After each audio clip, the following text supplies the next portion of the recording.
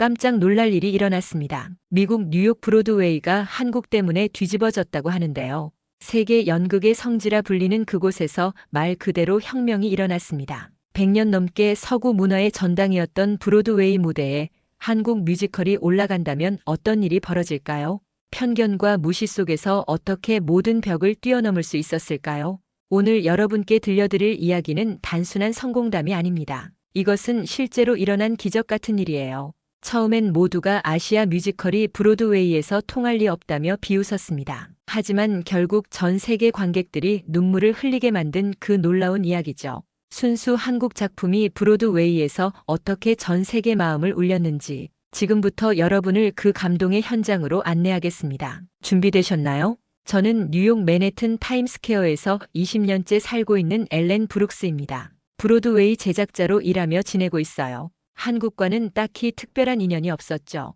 가끔 한국 관광객들이 극장가를 지나다니는 모습을 보는 정도였습니다. 그런데 그날 이후 모든 게 바뀌었어요. 화요일 아침 평소처럼 사무실에서 커피를 마시고 있었습니다. 그때 직원 제니퍼가 두꺼운 문서 뭉치를 들고 들어왔어요. 엘렌, 새로운 뮤지컬 제안서예요. 한국에서 온 작품이라네요. 한국 뮤지컬이라는 말에 저는 본능적으로 몸이 경직됐습니다. 10년 전에 악몽이 되살아났거든요. 제가 처음으로 아시아계 창작 뮤지컬을 무대에 올렸을 때 벌어진 참혹한 일들 말이에요. 뉴욕타임스는 문화적 몰이의 전형이라고 혹평했고 관객들은 중간에 일어나 나가버렸습니다. 3주 만에 조기 폐막됐죠.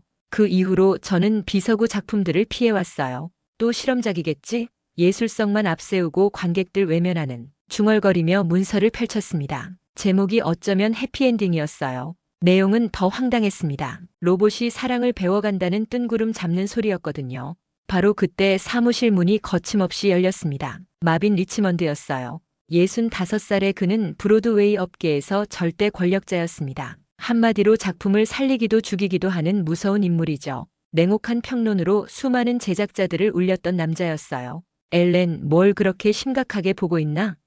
마빈이 제 어깨 너머로 문서를 훔쳐보더니 코웃음을 쳤습니다. 한국 뮤지컬? 정말 웃기는군. 브로드웨이가 언제부터 자선 사업이 됐나? 그래도 한번 검토는 해봐야. 제가 약하게 반박했지만 마빈의 눈빛이 차갑게 변했어요. 엘렌, 정신 좀 차려. 예술은 100년, 200년 축적된 전통에서 나오는 거야. 아시아가 셰익스피어나 소하임을 넘어설 수 있다고 생각해? 한류는 팝음악이나 드라마에서나 통하는 얘기지. 진짜 무대 예술은 차원이 달라. 마빈의 말이 비수처럼 박혔습니다. 사실 제 마음 깊은 곳에도 비슷한 편견이 있었거든요. 10년 전 실패가 저를 완전히 겁쟁이로 만들어버린 거죠. 마빈이 나간 후 혼자 남은 사무실은 적막했습니다. 문서를 덮으려 하는데 마지막 페이지 한 줄이 눈에 들어왔어요. 사랑은 프로그래밍 될 수 없지만 배울 수는 있습니다. 이상하게 가슴을 파고드는 문장이었습니다. 창밖 브로드웨이 네온 사인들이 여전히 화려하게 빛나고 있었어요. 하지만 그날따라 그 불빛들이 오만하고 배타적으로 보였습니다. 우리는 정말 예술을 하고 있는 걸까요? 아니면 그저 기득권을 지키려는 건 아닐까요? 그 순간 제 안에서 뭔가 꿈틀거리기 시작했어요. 일주일 후 뮤지컬 피칭 당일이 왔습니다. 회의실은 브로드웨이의 거물들로 가득 차 있었어요. 제작자, 투자자, 평론가들이 모두 모인 거죠. 저도 그 자리에 앉아 있었습니다. 솔직히 불안했어요. 정오정각 두 남자가 조심스럽게 들어왔습니다. 한 명은 30 중반의 동양인, 다른 한 명은 비슷한 나이의 백인이었어요. 동양인이 먼저 인사했습니다. 안녕하세요, 정윤호입니다. 목소리가 너무 작았어요. 손도 미세하게 떨리고 있었고요. 백인은 에반 루카스였는데 좀 더 활발해 보였지만 역시 극도로 긴장한 기색이 역력했습니다. 회의실 분위기는 얼음장이었어요. 투자자 잭 베커는 대놓고 시계를 보며 한숨을 쉬었습니다. 이게 얼마나 걸릴 건가요? 제작자 셀리 워드는 팔짱을 끼고 시간 낭비라는 표정을 짓고 있었어요. 그리고 마빈은 왕좌에 앉은 황제처럼 차갑게 노려보고 있었습니다. 정윤호가 떨리는 목소리로 시작했어요. 저희 작품은 로봇들의 이야기입니다. 그 순간 누군가 푸아하고 웃음을 터뜨렸습니다. 정윤호의 얼굴이 토마토처럼 빨갛게 달아올랐어요. 로봇이 감정을 느낀다고요? 그게 뭔가요? 공상과학 소설인가요? 잭 베커가 비아냥댔습니다. 브로드웨이 관객들이 그런 유치한 걸 볼 거라고 생각해요. 셀리 워드가 날카롭게 끼어들었어요. 에반이 필사적으로 나섰습니다. 아니에요. 정말 아름다운 이야기예요. 사랑과 기억에 관한. 하지만 그의 목소리는 점점 작아졌습니다. 회의실의 냉소적인 분위기에 압도당한 거죠. 마빈이 마침내 입을 열었어요. 그의 목소리는 얼음보다 차갑했습니다. 여러분, 우리는 자선 사업을 하는 게 아닙니다. 브로드웨이는 철학 강의실도 아니고요. 관객들은 돈을 내고 엔터테인먼트를 보러 오는 거예요. 로봇의 감정? 그런 건 디즈니나 픽사에게 맡기시죠. 정윤호가 완전히 위축됐어요. 에반도 말문이 막혔고요. 분위기는 최악이었습니다. 저는 10년 전 제 실패가 떠올라 가슴이 아팠어요. 바로 그때였습니다. 회의실 밖 연습실에서 피아노 선율이 흘러나왔어요. 처음엔 조용했지만 점점 선명해졌습니다. 애절하고 아름다운 멜로디였어요. 정윤호가 만든 만약 나를 기억한다면이라는 곡이었습니다. 음악이 흘러나오자 회의실이 마법에 걸린 듯 조용해졌어요. 로봇 올리버가 사랑하는 이를 기억해달라고 애원하는 노래였죠. 가사는 들리지 않았지만 멜로디만으로도 가슴이 먹먹해졌습니다. 잭 베커가 먼저 말을 깨뜨렸어요. 이게 당신들이 만든 건가요? 정윤호가 떨리는 목소리로 대답했습니다. 네, 저희가 만들었습니다. 마빈은 여전히 굳은 표정이었지만 더 이상 조롱하지 못했어요. 음악의 힘 앞에서는 편견도 무력했습니다. 그 순간 저는 확신했어요. 이건 단순한 실험작이 아니라는 걸 말이죠. 그날 밤 사무실에 혼자 남아 있었습니다. 마빈의 잔인한 말들이 머릿속에서 맴돌았어요. 하지만 궁금함을 참을 수 없었습니다. 정윤호와 에반이 남긴 데모 영상을 봐야 했어요. 노트북 화면에 재생 버튼을 눌렀습니다. 화면 속에는 데런 크리스가 로봇 올리버로 분장한 모습이 나타났어요. 처음엔 그저 또 다른 연기일 거라고 생각했습니다. 하지만 그의 첫 번째 동작부터 다르더군요. 기계처럼 경직된 몸짓이었지만 그 안에 묘한 따뜻함이 있었어요. 로봇이지만 외롭다는 게 느껴졌습니다. 그리고 만약 나를 기억한다면을 부르기 시작했어요. 만약 나를 기억한다면, 만약 내가 남아있다면. 데런의 목소리가 떨렸습니다. 로봇 역할이었는데도 사랑하는 이를 잃어가는 절망이 고스란히 전해졌어요. 그의 손끝이 미세하게 떨리는 것까지 보였습니다. 그 순간 제 뺨에 뜨거운 것이 흘렀어요. 눈물이었습니다. 왜 내가 울고 있지? 당황스러웠어요. 로봇의 노래에 이렇게 마음이 무너질 줄은 몰랐거든요. 10년 전 기억이 쏟아졌습니다. 제가 망쳤던 그 아시아 뮤지컬의 주연 배우 미나가 마지막 공연 후 제게 말했던 것들이요. 엘렌, 우리 이야기가 사람들에게 닿지 못한 게 너무 아쉬워요. 정말 아름다운 이야기였는데. 당시 저는 차갑게 대답했어요. 미안해, 미나. 이건 비즈니스야. 그때 미나의 눈에서 흘린 눈물을 이제서야 이해하게 됐습니다. 영상 속 올리버가 계속 노래했어요. 내 기억 속에 있는 모든 순간들이 사라져가도 괜찮아. 가사 하나하나가 심장을 찔렀습니다. 이건 단순한 로봇 이야기가 아니었어요. 사랑하는 사람을 잃어가는 모든 이들의 절규였습니다. 영상이 끝나자 사무실은 정적에 빠졌어요. 저는 한참을 멍하니 앉아 있었습니다. 마빈의 목소리가 다시 들려왔어요. 아시아가 셰익스피어를 넘어설 수 있나? 하지만 이젠 확신했습니다. 예술에는 동서양이 따로 없다는 걸요. 다음 날 아침 손이 떨리면서도 정윤호에게 전화를 걸었습니다. 안녕하세요, 정윤호 선생님. 엘렌 브룩스입니다. 안녕하세요. 움츠러든 목소리였어요. 어제의 굴욕이 아직 생생한 모양이었습니다. 어제 프레젠테이션 이후에 깊이 생각해봤어요. 우리 한 번은 이런 이야기를 무대에 올려야 할 것 같아요. 전화 너머가 조용해졌습니다. 그러더니 떨리는 목소리가 들려왔어요. 정말 그렇게 생각하세요? 네, 하지만 조건이 있어요. 제가 이 프로젝트의 제작자로 직접 참여하고 싶습니다. 함께 만들어가고 싶거든요. 그렇게 저는 어쩌면 해피엔딩에 올인하기로 결심했습니다. 마빈이 제 결정을 들었을 때 비웃었어요. 엘렌, 10년 전 실수를 또 반복하려고? 이번엔 더 크게 망할 텐데. 하지만 저는 흔들리지 않았습니다. 이번엔 분명 다를 거라고 믿었거든요. 석 달의 준비 끝에 드디어 어쩌면 해피엔딩이 벨라스코 극장에서 정식 개막을 앞두고 있었습니다. 브로드웨이 역사가 깃든 이 극장에서 한국 창작 뮤지컬이 무대에 오른다는 것 자체가 기적 같았어요. 조명 디자이너 조아나 정이 극장을 뛰어다니고 있었습니다. 한국계 미국인인 그녀는 이 프로젝트에 누구보다 열정적이었어요. 엘렌, 이 장면에서 조명이 더 따뜻해야 해요. 올리버가 클레어를 처음 만나는 순간이잖아요. 조아나, 이미 충분히 아름다워요. 제가 말했지만 그녀는 고개를 저었습니다. 아니에요. 난 이 작품에 인생을 걸었어요. 완벽해야 한다고요. 그녀의 눈에는 간절함이 가득했습니다. 아마도 저와 비슷한 마음이었을 거예요. 아시아계로서 브로드웨이에서 인정받고 싶은 마음 말이죠.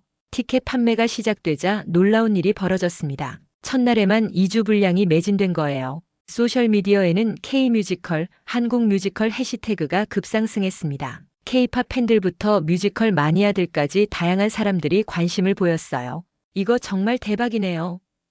에반이 흥분해서 말했습니다. 정윤호는 여전히 조용했지만 그의 눈에서 기대감이 느껴졌어요. 개막 당일 밤 극장 앞에는 긴 줄이 늘어서 있었습니다. 다양한 인종의 사람들이 기대에 찬 표정으로 서 있었어요. 저는 떨렸습니다. 정말 이들이 우리 이야기를 이해해 줄까요? 커튼이 오르자 무대 위에는 미래의 아파트가 펼쳐졌습니다. 조아나가 설계한 조명이 따뜻하게 공간을 감쌌어요. 데런 크리스가 올리버로 등장했을 때 관객석이 조용해졌습니다. 첫 번째 노래가 시작됐어요. 올리버가 혼자 사는 일상을 노래하는 장면이었습니다. 관객들은 집중했지만 아직 몰입하지는 못한 것 같았어요. 제 가슴이 두근거렸습니다. 하지만 클레어가 등장하고 두 로봇이 만나는 순간 분위기가 바뀌었어요. 그들이 서로를 바라보며 부르는 듀엣에서 관객석 여기저기서 작은 흐느낌이 들렸습니다. 특히 올리버가 만약 나를 기억한다면을 부를 때 극장 전체가 숨을 죽였어요. 이막에서 클레어의 기억이 사라지는 장면이 나왔을 때 관객들이 오열하기 시작했습니다. 옆자리 여성분이 손수건으로 눈물을 닦고 있었어요. 뒷자리 남성은 고개를 숙이고 어깨를 떨고 있었습니다. 마지막 장면에서 올리버가 홀로 남겨졌을 때 극장은 완전한 침묵에 빠졌습니다. 그리고 커튼이 내려가자 잠깐의 정적 후 우렁찬 박수가 터져나왔어요. 기립박수였습니다. 관객들이 일어서서 박수를 치며 울고 있었어요. 백스테이지에서 정윤호가 에반과 포옹했습니다. 조아나는 눈물을 쏟으며 해냈어. 우리가 해냈어. 라고 외쳤어요. 저도 감격스러워서 말이 나오지 않았습니다. 다음 날 브로드웨이 리뷰가 나왔어요. 뉴욕타임스 헤드라인이 기계가 사랑을 배운다면 우리는 무엇을 잊고 있었던 걸까? 였습니다. 다른 매체들도 호평 일색이었어요. 마침내 우리는 해냈습니다. 석 달 후 브로드웨이에서 가장 큰 축제인 토니상 시상식이 다가왔습니다. 어설면 해피엔딩은 작품상을 포함해 6개 부문에 노미네이트 됐어요. 상상도 못한 일이었습니다. 시상식 당일 아침 마빈 리치먼드가 한 언론사와 인터뷰하는 모습이 뉴스에 나왔어요. 기억하십시오. 진정한 예술은 수백 년 유럽 전통에서 나온다는 것을 말입니다. 하루아침에 만들어진 것들과는 차원이 다르죠. 그의 말을 듣고 있자니 화가 났어요. 아직도 저런 편견에 사로잡혀 있다니. 하지만 동시에 걱정도 됐습니다. 과연 토니상 심사위원들은 어떻게 생각할까요? 저녁 8시 라디오시티 뮤직홀에서 시상식이 시작됐습니다. 정윤호와 에반, 조아나가 제 옆에 앉아 있었어요. 모두 긴장한 기색이 역력했습니다. 정윤호는 계속 손을 비비고 있었고 에반은 다리를 떨고 있었어요. 조명 디자인상 부문입니다. 사회자가 발표했어요. 그리고 수상자는 조아나 정, 어쩌면 해피엔딩. 조아나가 펄쩍 뛰며 일어났습니다. 눈물이 쏟아졌어요. 엄마, 나 해냈어. 그녀가 무대에서 외쳤을 때 저도 울컥했습니다. 이어서 음악상, 가사상이 연달아 발표됐어요. 모두 우리 작품이 수상했습니다. 정윤호와 에반이 무대에 올라가 수상 소감을 말할 때 관객석에서 우레 같은 박수가 터져나왔어요. 저희에게 기회를 주신 모든 분들께 감사드립니다. 정윤호가 떨리는 목소리로 말했습니다. 특히 처음에 저희를 믿어주신 엘렌 브룩스 제작자님께요. 마지막으로 작품상 발표 시간이 왔습니다. 제 심장이 터질 것 같았어요. 후보작들이 하나씩 호명됐습니다. 전통적인 브로드웨이 뮤지컬들 사이에서 어쩌면 해피엔딩만 유일한 해외 작품이었어요. 그리고 올해의 토니상 최우수 작품상은 봉투를 뜯는 소리가 극장 전체에 울려 퍼졌습니다. 어쩌면 해피엔딩. 그 순간 시간이 멈춘 것 같았어요. 관객석이 폭발했습니다. 사람들이 일어서서 박수를 치고 환호했어요. 정윤호는 믿을 수 없다는 듯 두 손으로 얼굴을 가렸습니다. 무대에 올라가서 트로피를 받을 때 정윤호가 말했어요. 이 상은 저희만의 것이 아닙니다. 세계 어디서든 자신의 이야기를 들려주고 싶어하는 모든 창작자들의 것입니다. 우리의 이야기가 결국 여러분의 이야기가 된 것 같아서 정말 기쁩니다. 무대 아래에서 마빈의 얼어붙은 표정이 보였어요. 하지만 그 옆에 앉은 다른 평론가들은 눈물을 흘리며 박수를 치고 있었습니다. 변화의 바람이 불고 있었어요. 그날 밤 저희는 토니상 6개를 휩쓸었습니다. 한국 창작 뮤지컬 사상 최초의 쾌거였어요. 언론에서는 브로드웨이 역사상 가장 감동적인 밤이라고 보도했습니다. 토니상 수상 이후 뉴욕 전체가 뒤바뀐 것 같았어요.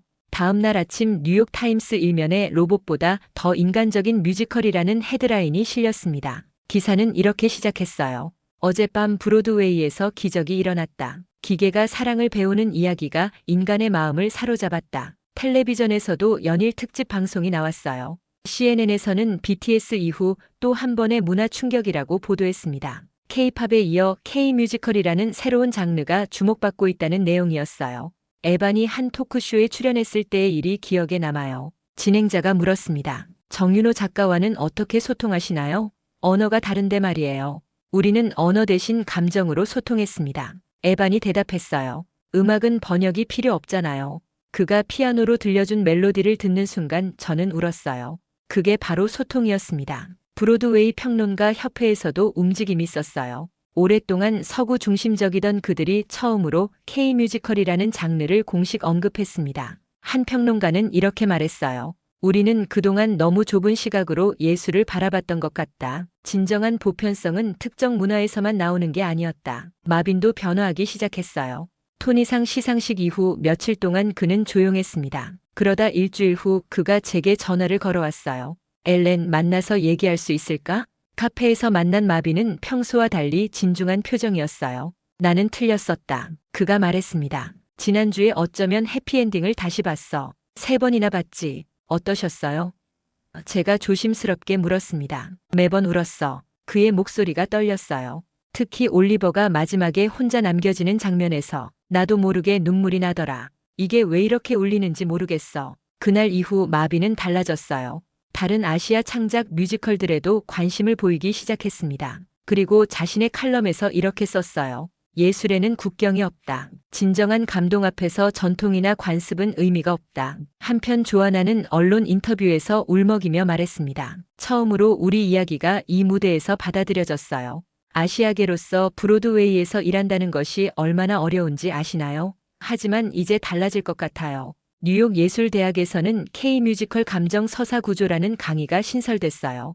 교수들이 어쩌면 해피엔딩을 학문적 사례로 분석하기 시작한 거였습니다. 한 교수는 동양의 정서가 서구의 서사 구조와 만났을 때 어떤 화학 반응이 일어나는지 보여주는 완벽한 사례라고 평가했어요. 가장 놀라운 건 관객들의 반응이었어요. 공연이 끝날 때마다 커튼콜에서 고마워요, 코리아 라고 외치는 사람들이 있었습니다. 한 관객은 제게 이런 편지를 보냈어요. 전 로봇 이야기가 이렇게 감동적일 줄 몰랐어요. 사랑하는 사람을 잃어가는 마음이 이렇게 아픈 줄도 몰랐고요. 고맙습니다. 토니상 수상 한 달 후 정말 놀라운 일이 벌어졌습니다. 소셜미디어에서 정이라는 한국어 단어가 전 세계적으로 트렌드에 올랐어요. 외국인들이 이 단어의 의미를 묻고 배우기 시작한 거였습니다. 트위터에는 이런 글들이 올라왔어요. 나도 이제 누군가를 위해 기다릴 줄 알아요.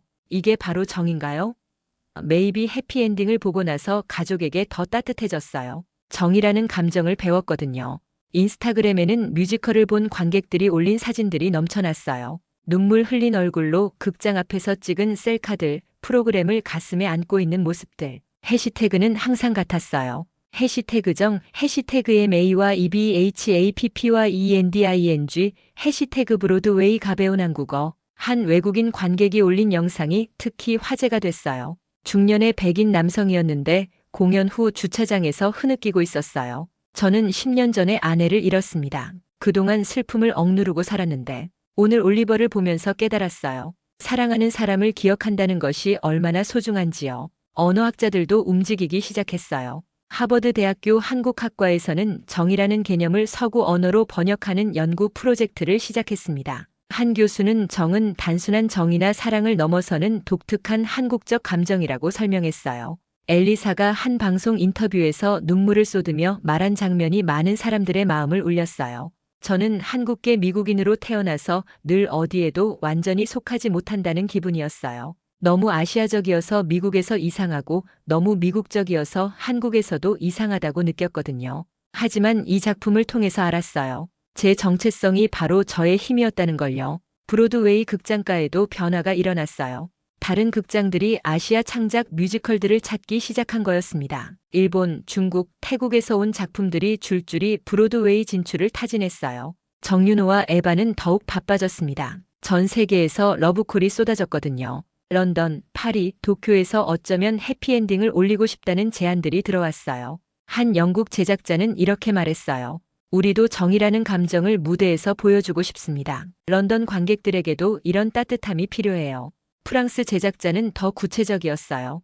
파리 지행들은 사랑에 대해서는 전문가라고 자부하지만 정이라는 건 처음 접해봅니다. 이 새로운 사랑의 형태를 보여주고 싶어요. 뉴욕 타임스에서는 정 현상에 대한 특별 기획 기사를 냈어요. 한국어 단어 하나가 어떻게 전 세계 사람들의 마음을 움직이고 있는가라는 제목이었습니다. 기사에서는 정을 가족도 연인도 친구도 아닌 하지만 그 모든 것을 포함하는 따뜻한 마음이라고 정의했어요. 가장 감동적이었던 건 한 할머니의 편지였어요. 80살의 이탈리아계 미국인 할머니였는데 이렇게 쓰셨어요. 나는 평생 영어로만 살아왔지만 이제 정이라는 단어를 배웠습니다. 내 손자들에게 이 단어를 가르쳐주고 싶어요. 서로를 향한 따뜻한 마음이 얼마나 소중한지 알려주고 싶거든요. 그렇게 정은 브로드웨이를 넘어 전 세계로 퍼져나갔습니다. 한국의 작은 감정이 인류 공통의 언어가 된 순간이었어요.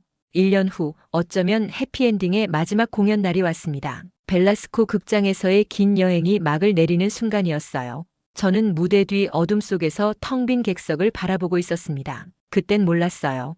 혼잣말이 새어나왔습니다.